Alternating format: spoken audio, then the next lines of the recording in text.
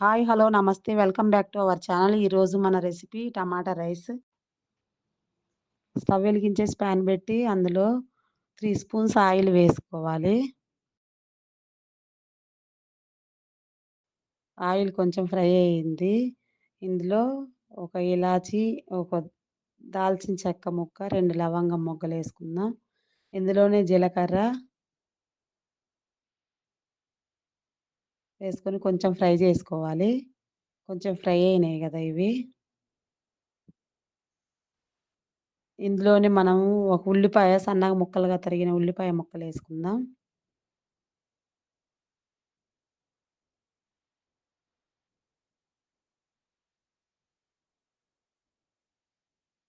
ఇవి కొంచెం ఫ్రై అవ్వాలి. ఉల్లిపాయల ముక్కలు గోల్డెన్ కలర్‌లోకొస్తేనే బావుంటది.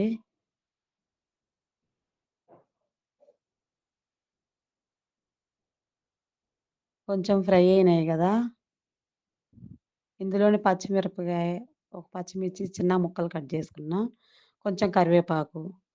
ఉల్లిపాయలు గోల్డెన్ బ్రౌన్ కలర్ వచ్చేంత వరకు కొంచెం మూత పెట్టేసేసి 2 నిమిషాలు వదిలేద్దాం.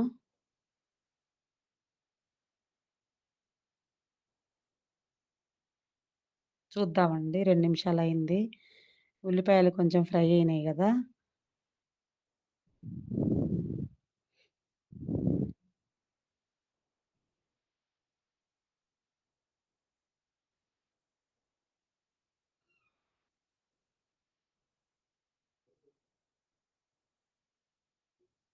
ఇందులో కొంచెం అల్లం వెల్లుల్లి పేస్టు,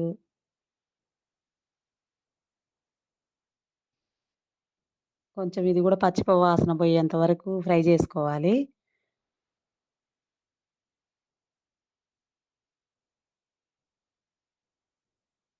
అల్లం వెల్లుల్లి పేస్ట్ ఫ్రై అయింది. ఇందులోనే ఒక 3 టమాటాలు పేస్ట్ చేసేసుకొని వేసుకుందాం. అంతా ఒకసారి కలుపుకొని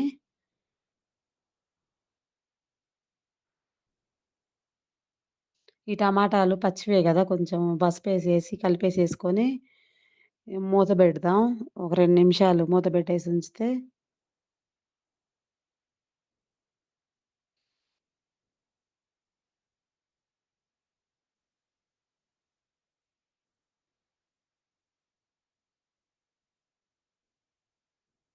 మూత పెట్టేసేసి 2 నిమిషాలు ఉంచేస్తే కొంచెం పచ్చివాసన పోయి మంచిగా ఫ్రై అవుతది. ఆయిల్ పైకి తేలుతది. ఫ్రై అయింది గదండీ!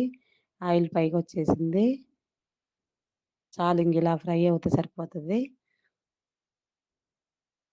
ఇందులోనే మనం కొంచెం కారం, పచ్చిమిర్చి ఏసాం గదా! ఎక్కువ కారం ఏసినా మరీ బాగోదు. కొంచెం ధనియాల పొడి, కొంచెం గరం మసాలా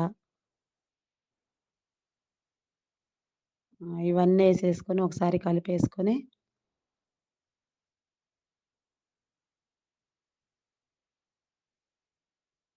ఒక్క నిమిషం అట్లా కలిపితే చాలు. అన్నీ ఆల్రెడీ ఫ్రై అయిపోయినాయి గదా! ఇందులో మనం ముందే ఉడికించి పెట్టుకున్నాను రైసు.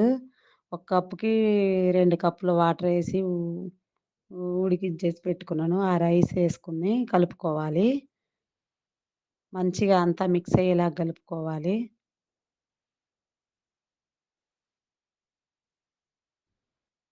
5 నిమిషాల్లో అయిపోద్దండి రైసు. లంచ్ బాక్సుల్లోకి ఉదయం హడావిడి ఏం లేకుండా లంచ్ బాక్సుల్లోకి ఈజీగా చేసుకోవచ్చు. ఒకసారి మొత్తం అంతా కలిపేలాగా కలుపుకొని అంతా మిక్స్ అవ్వాలి బాగా.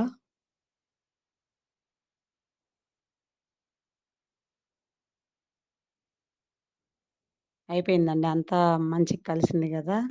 ఇందులో కొంచెం కొత్తిమీరేసుకుందాం. కొత్తిమీర కొంచెం ఎక్కువేసుకుంటేనే బావుంటది రైసు.